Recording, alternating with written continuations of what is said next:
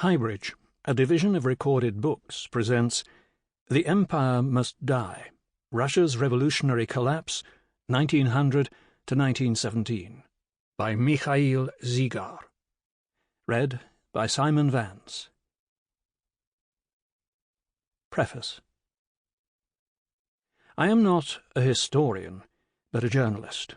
As such, this book was written according to the rules of journalism, as if the characters were alive, and I had been able to interview them, rather like my previous book, All the Kremlin's Men. Fortunately, most of my protagonists told their own stories, having left behind detailed diaries, letters, memoirs, and public statements. In order to recreate the picture of early 20th century Russia, I tried to read as many of the available sources as I could. And there is no doubt that although many people lied, especially in their memoirs, most did so sincerely, convinced that they were telling the truth.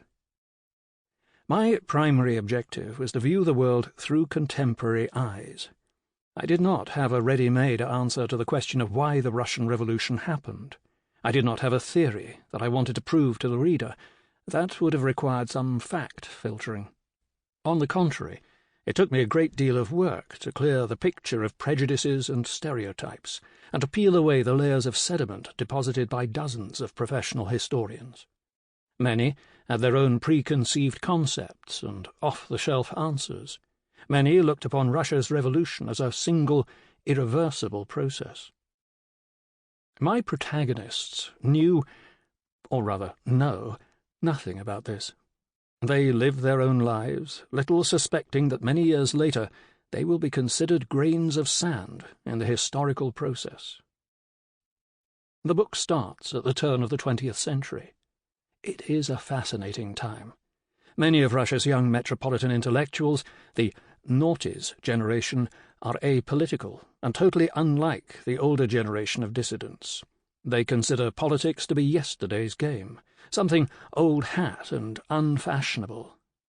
But politics enters their lives uninvited, as the Tsarist regime stifles creative freedom, banning and blocking arbitrarily.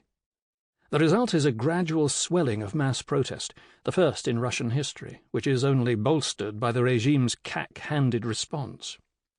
During this brief window of opportunity, Russia has a civil society that is active, demanding, and self-aware. Many of the most vibrant figures from this time are forgotten or willfully misunderstood in Russia today. Russian intellectuals are outraged by the unprovoked shooting of a workers' demonstration on the 9th of January 1905, Bloody Sunday, after which the protest mood becomes overwhelming. The creative class demands general elections, a parliament, freedom of speech, and equality before the law. What's more, it is sure that it will have its way. But the euphoria lasts barely a year. The authorities seem to reach out at first, but soon backtrack on their promises. Yesterday's optimism gives way to bitter disappointment, and society braces itself for a crackdown. At that point, for many, the time has come to topple the regime. Curiously, this period from 1905 to 1914 is regarded by some contemporaries as the most prosperous time in the history of the Russian Empire, a corpulent decade, while others see it as a gloomy age of repression, electoral rigging, and nod-and-wink justice. Power and influence fall into the hands of religious radicals and witch-hunters, who demand that cultural figures be biblically chastised with scorpions for daring to insult the authorities or the feelings of orthodox believers. Many intellectuals leave Russia for Europe, where they engage in endless debates about the fate of their homeland. Bizarrely, Europe is also home to many imperial family members and courtiers, who shock the locals with their lavish lifestyle. The intellectual and aristocratic Russian elites are hardly in Russia at this time. This existence, carefree for some, forlorn for others, comes to an abrupt end with the outbreak of World War I, which no one expects. It is not the war itself that plunges Russia into the abyss, but the fact that the Russian state, with its veritable army of bureaucrats and officials, is unable to cope. The early frontline successes are derailed by corruption and incompetence. Post factum, the course of history seems logical. Armed with hindsight, we are able to trace the hatching of plans and the exposing of plots. Good and evil are clearly labelled. But on stepping into the shoes of history's participants, our preconceived concepts turn to dust. Nothing is preordained. Everyone is fallible and error-prone. No one can foresee the future even a couple of days ahead.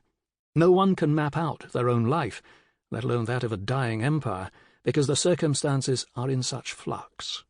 Even Lenin is convinced of his imminent failure just hours before his ultimate triumph. In turning the stories of the dramatis personae into a narrative, I have not attempted to write a complete history of the Russian state. Russian history, in my view, already concentrates too heavily on the state, or rather on the sovereign, in whatever guise. Russians are accustomed to viewing their history as a set of biographies of leaders, an elegant array of czars, general secretaries, and presidents, behind which Russian society is obscured. What did the people want? What did they fear? For me, what they did and how they went about doing it are far more important than the dreams and desires of the inhabitants of Tsarskoye Selo or the Kremlin. This book is an attempt to tell the history of Russian society, an attempt to study what it strove for and why, by force of popular pressure, the empire had to die.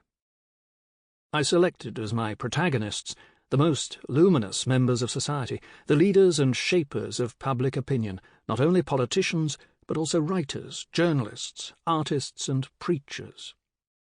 This book is certainly not an academic work. For the sake of the listener, I have taken the liberty of using modern vocabulary and modern geographical names. At the same time, I do not adhere to the customs often found in historical literature. For example, I call the characters by the names that they called themselves and each other, and not as they are usually known in historical literature. Also, in order to speak to the reader in a clear and modern language, I provided all the money sums with their today's equivalents. It should be mentioned that these calculations do not pretend to be absolutely precise, giving only approximate numbers. This work is the result of the efforts of a huge number of people. First of all, I would like to thank my friends and colleagues from the Future History Lab. We have spent the past 2 years developing Project 1917, project1917.com, a unique database of diaries, letters, memoirs, and articles written by people in 1917. All the materials are structured as a series of social media exchanges, creating an online drama that offers a glimpse inside 1917 through the eyes of its inhabitants. This book would not have been written without the editorial direction of Karin Shainin, the tenacious editing of Anna Schur, or the help of Pavel Krasovitsky, who performed heroic research in the archives, and organizational efforts of Vera Makarenko. In writing this book, I was greatly assisted by the professional advice of the illustrious historians Kirill Solovyov and Boris Kolinitsky. I also wish to thank Clive Priddle and the whole public affairs team for their patience and professionalism. And I am endlessly grateful to Thomas Hodson for his careful and creative translation of the book into English. Finally, I would like to dedicate this book to my daughter Lisa. I hope that it will be of interest to her and her generation. If they can avoid the mistakes that we and the people herein are guilty of, the world will be better for it. Chapter 1, in which Leo Tolstoy becomes a symbol of the fight against the regime and the main ideologist of the opposition. A New Century. On the 24th of February, 1901, the Church Gazette, the official magazine of the pre-revolutionary Russian Orthodox Church, publishes the text of an edict issued by the Holy Synod on the excommunication of the renowned Russian writer Leo Tolstoy. It is the Church's first excommunication in more than 100 years, the turbulence of the previous century notwithstanding. But Tolstoy is a special case. Petersburg society, which considers itself the epitome of modernity, is shocked by such archaism. "It must be the first time such news has been conveyed by telegraph," quips Tolstoy's friend, the journalist and writer Vladimir Korolenko. Excommunication by telegraph is indeed a paradoxical start to the new century. The next day, the 25th of February, papers across the Russian Empire reprint the article in the Church Gazette, from which Tolstoy learns that he is now officially persona non grata. He is in Moscow at the time, on his estate in Khamovniki. According to his wife, Sofia Andreevna, Count Tolstoy is deeply upset, and the whole family is at a loss. What next? For many years, Tolstoy has lived not so much outside the law as beyond it. His books have been banned, and people imprisoned and exiled for printing and distributing them. Tolstoy's closest friend and loyal follower, the publisher Vladimir Chertkov, has been expelled from Russia. Yet the persecution has not yet extended to Tolstoy personally, perhaps because the writer is now 72 years old. Formally, the Russian Orthodox Church is not separate from the state, which means that a lapse of faith is a crime punishable under secular laws, including exile or imprisonment. For the past 2 decades, rumours have circulated that the writer could be dispatched to the Suzdal monastery, effectively a prison for religious offenders, including a number of old believers, members of the Russian Orthodox Church who refused to accept the liturgical reforms of Patriarch Nikon in 1653. But so far Tolstoy has remained at liberty. Will the new edict change that? Tolstoy used to enjoy the patronage of Emperor Alexander III, who loved to read the writer's early works in childhood. But the Tsar passed away 7 years ago, in 1894, at the tender age of 50.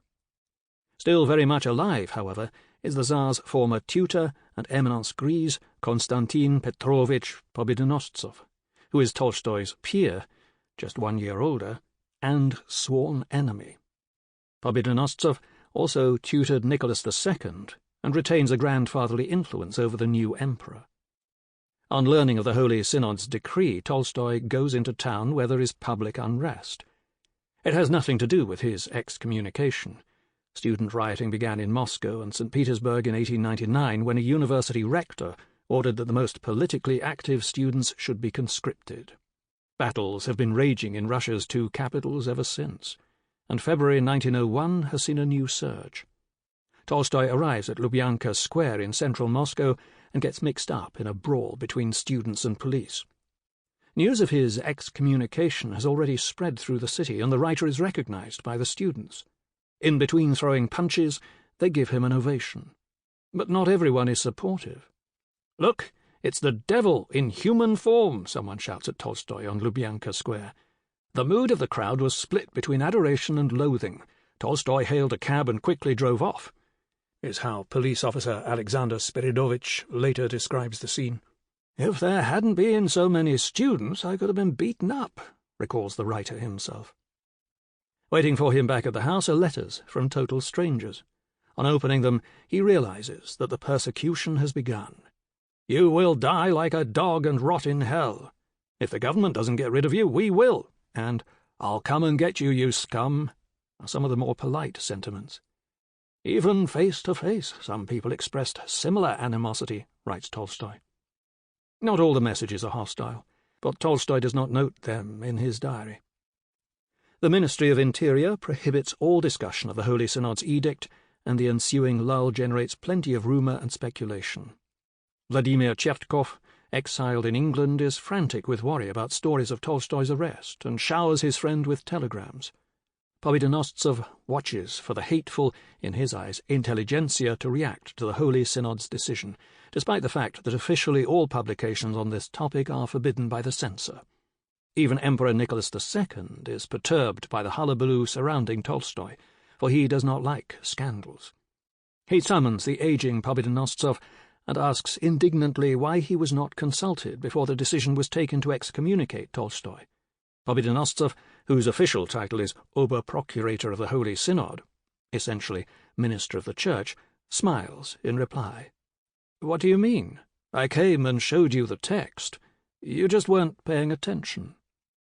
Pobedonostsov, the personal tutor of 2 emperors, has a low opinion of Nicholas II.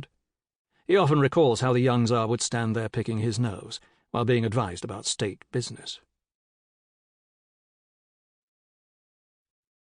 An Old Prophet. The now excommunicated Leo Tolstoy's position in Russia is undoubtedly remarkable. At the age of 72, he is one of the most famous people in Russia, yet for the past 20 years he has been at war with the state. Step back to 1880, and Tolstoy is to be found about to undergo a spiritual revolution. "My father's orthodox faith ended quite unexpectedly," describes Tolstoy's son Ilya. "It was Lent. A special meal was prepared for my father and others who were fasting, while the young children, governesses, and tutors were served meat. A servant had just put the meat dish on the table when my father turned to me, I always sat next to him, and said, pointing to the meat, 'Ilyushka, pass me a meat chop, there's a good lad. No, I haven't forgotten it's Lent, but I'm not going to fast any more, so no more Lenten fare for me.' To everyone's dismay, he ate it up and licked his lips. Seeing our father's attitude to Lent, we soon became indifferent to religion." In terms of global cultural impact, those meat chops can be compared to the 95 theses that Martin Luther allegedly nailed to the door of Wittenberg Church in 1517. By renouncing Lent, Tolstoy embarks on his own reformation of Christianity. Having mastered ancient Greek, Tolstoy writes his own version of the New Testament in 1880 to 1881, entitled The Gospel in Brief.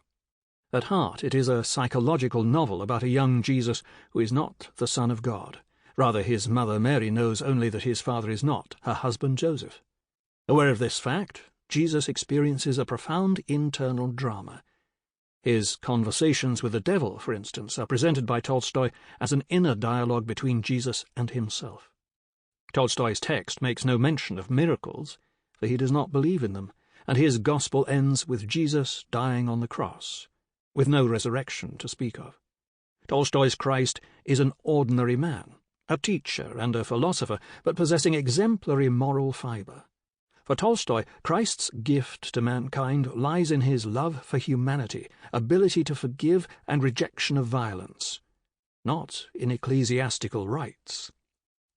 Tolstoy rejects what the Church has become, along with all its rituals, because all they do is divide the Christian world. He sees himself as the creator and founder of a new universal Christianity, free of impurities.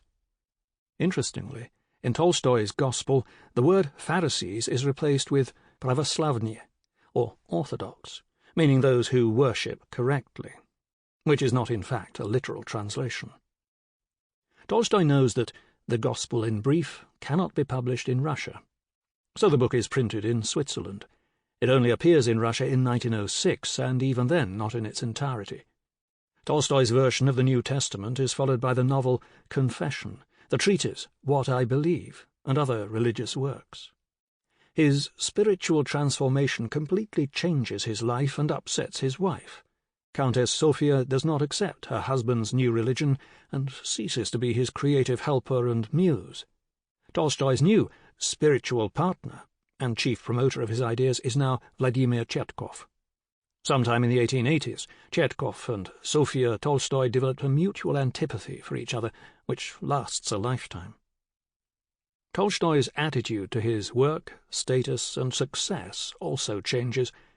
The copyright to all his works printed before 1881 he transfers to his family, and all those printed afterwards he declares to be in the public domain. The pre-1881 period, including War and Peace and Anna Karenina, he considers less important. Many years later, in response to guests eulogizing about his great novels, he would say, "It's like praising Edison for being able to dance the mazurka." Henceforth, he regards only his religious writings as worthy of attention. And it is his religious musings that turn Tolstoy into an underground writer, for publishers are no longer allowed to print his works in Russia. Yet his teaching continues to spread. There is a spike in the number of army recruits who refuse to serve, citing that they are followers of Tolstoy and that violence goes against their religious beliefs. The Tolstoyans, as they are known, continue to multiply, despite the state's persecution of them. But Tolstoy himself remains untouched, which displeases him. All around, people are under threat, yet he seems to live in a vacuum. He himself would be happy to suffer punishment. In 1890, Tolstoy holds a conversation with the religious philosopher Konstantin Leontiev, a staunch opponent of his.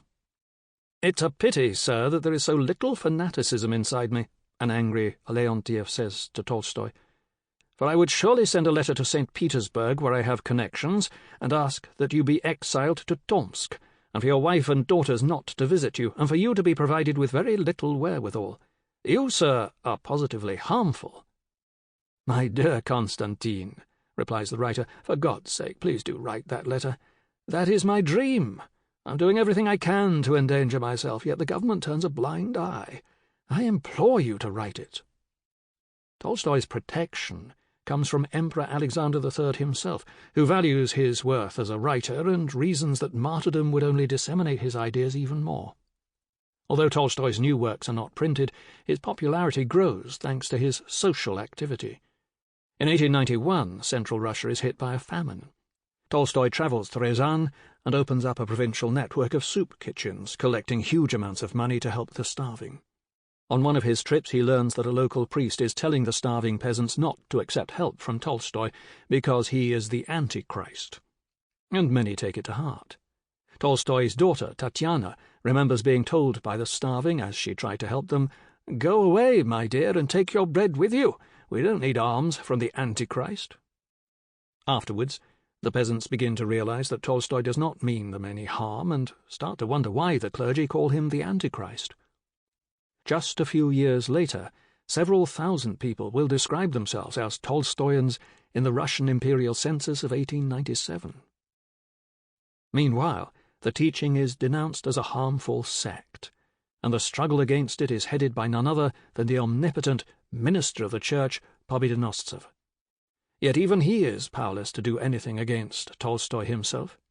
Censoring Tolstoy's work brings him into conflict with the Tsar.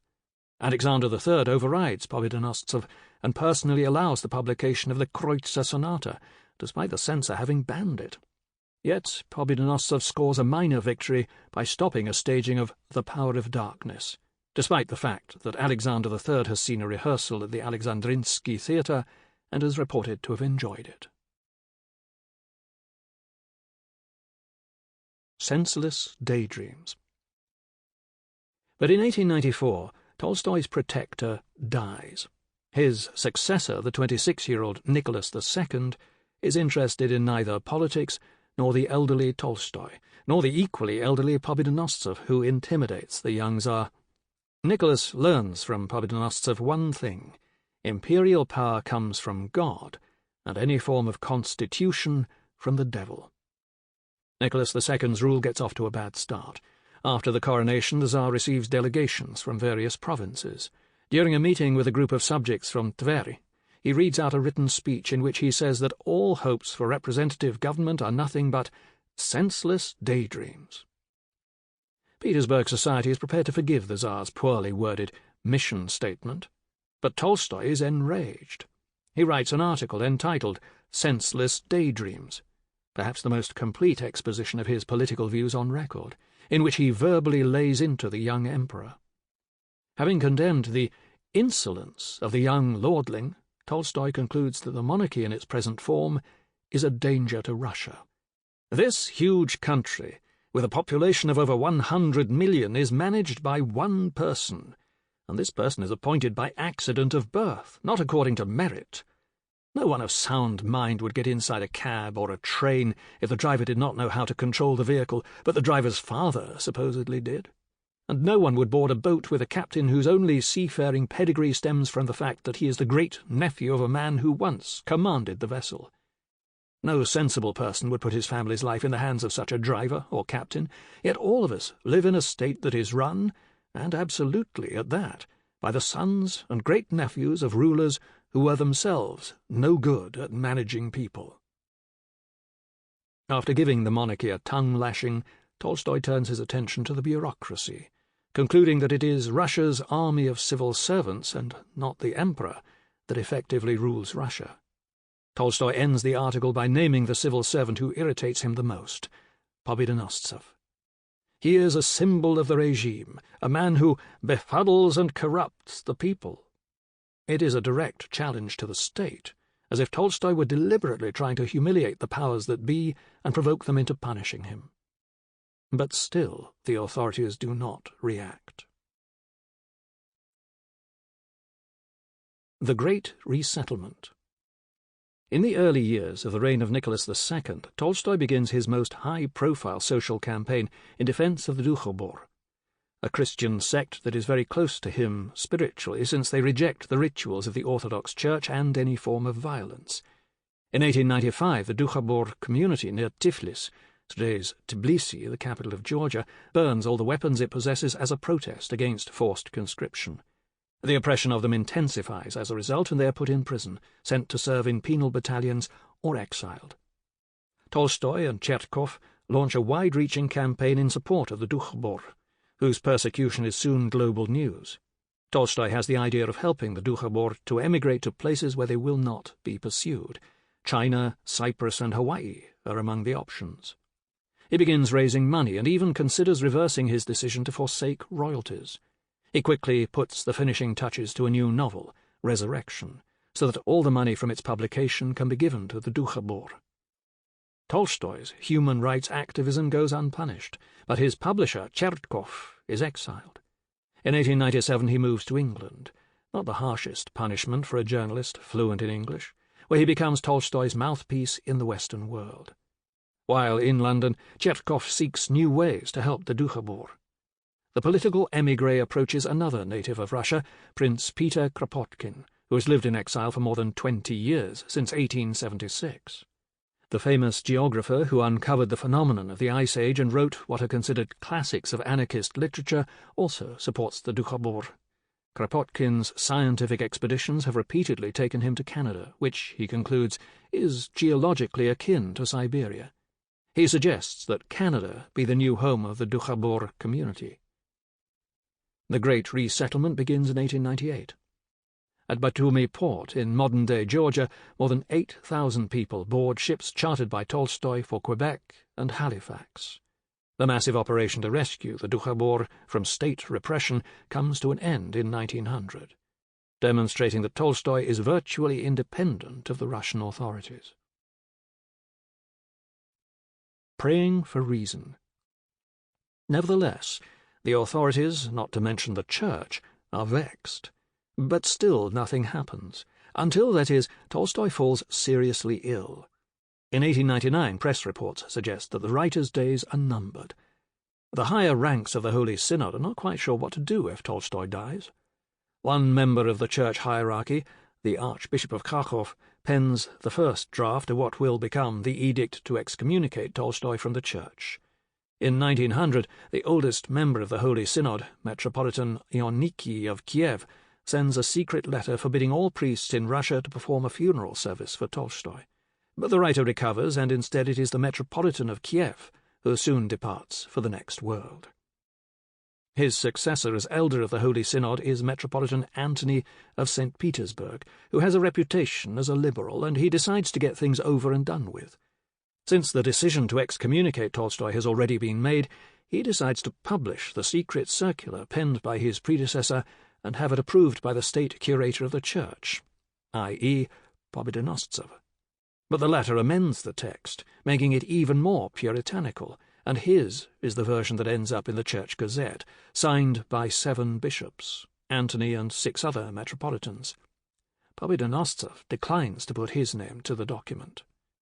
The edict lists the charges against Tolstoy: preaching the overthrow of orthodox dogma and denying the divinity of Christ, the virgin birth, the resurrection, life after death, the day of judgment, and all the sacraments of the Church.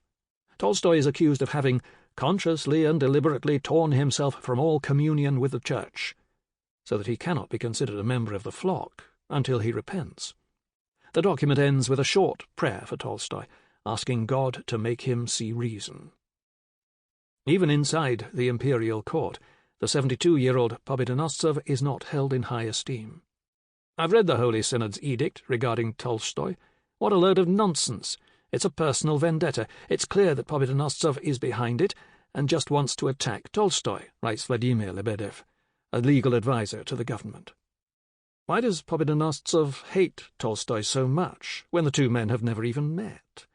Members of the intelligentsia believe they know the answer. 25 years earlier, when Anna Karenina was published, readers began searching for prototypes. Konstantin Levin was clearly the author himself, but who was Karenin?